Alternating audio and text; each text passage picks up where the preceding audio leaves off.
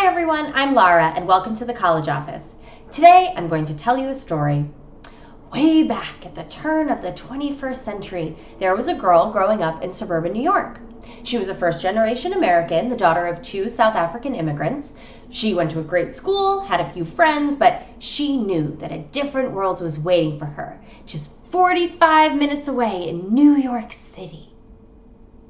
She decided early on that her first choice for a college would be NYU.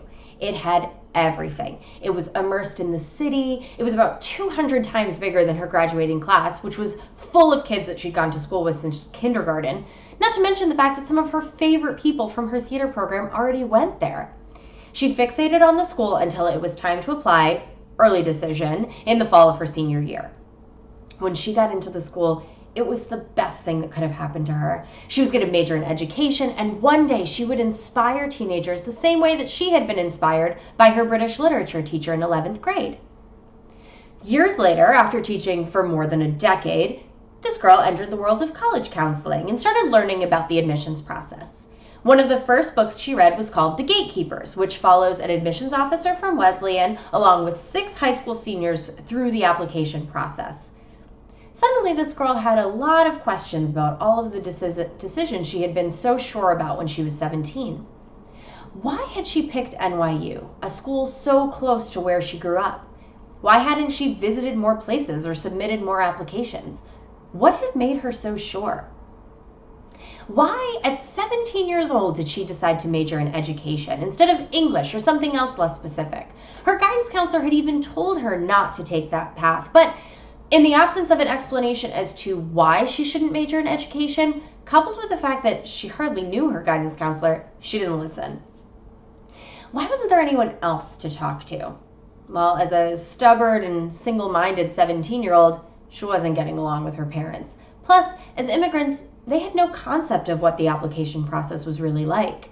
They didn't know what to say. She wouldn't have listened anyway. There wasn't anyone to just sit down with her and have a conversation. No one who laid out her options and explained to her how much bigger the world is than New York City.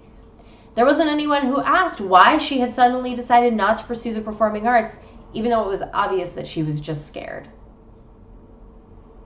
As an adult, she was overcome by these questions of what could have been. The biggest question, though, why didn't anyone tell me to dream bigger? Because, in case you haven't figured it out yet, that girl was me.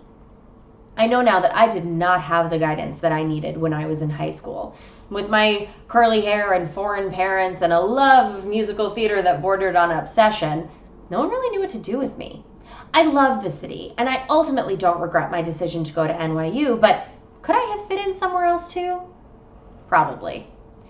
At the end of the day, I can't go back and redo my college application experience, but I can help you with yours. Are you like me, thinking that there's one right path that you're supposed to follow? Let's talk about it. Are you the total opposite? Is your future unclear? Let's talk about it. Are you somewhere in the middle, full of ideas, but confused about which one is right? Let's talk about it. Email me at larainthecollegeoffice@gmail.com and let's figure out what you want and how to get you there. And I'm on Snapchat now, so add me at College Office Law, which is the same as my Instagram. I can't wait to hear from you, but until then, thanks for watching me, Lara, in the College Office.